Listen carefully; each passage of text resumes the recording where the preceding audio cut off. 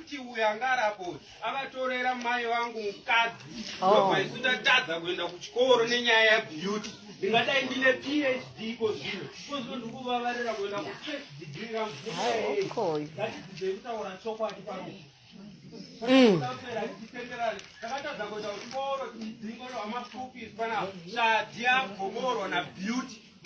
Nanti ndiri pano ndauya kuzozvitaura vese masalvation apana muri kuya muzotinyepera pana muchipembedza munhu unangahure akatora mari.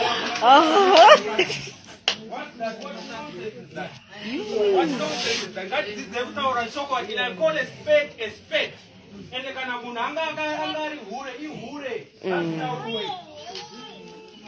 Takatadza kuenda kuchikoro kozvino kuremedzerwa kuchengeta vana vashadraki maringosa ari panapa iyi ndichibhadhara maschool fees. Ndine vana vandofanira kuva ndichichengeta, but right now ndiri kuchengeta vana vake iye Shadraki arapa. Why? Because of hure ramakapfekera mauniform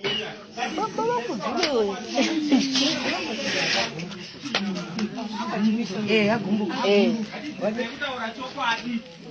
Chokwadi kana munhu achimbirwa toziva kuti kana ranga riri gamba ranga riri gamba, kana ranga risiri gamba ranga risiri gamba.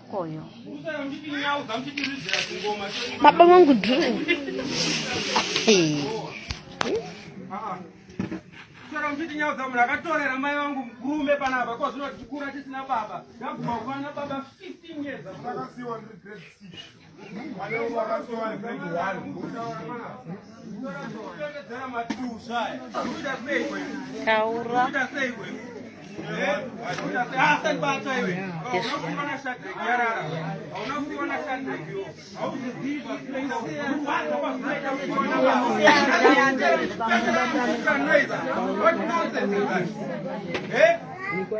Hapana, unausiwa na baba hiyo. Ndakasiwa na baba ini.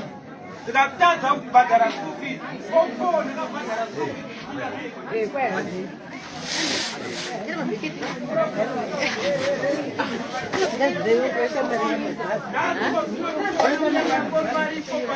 Ndakashaiwa na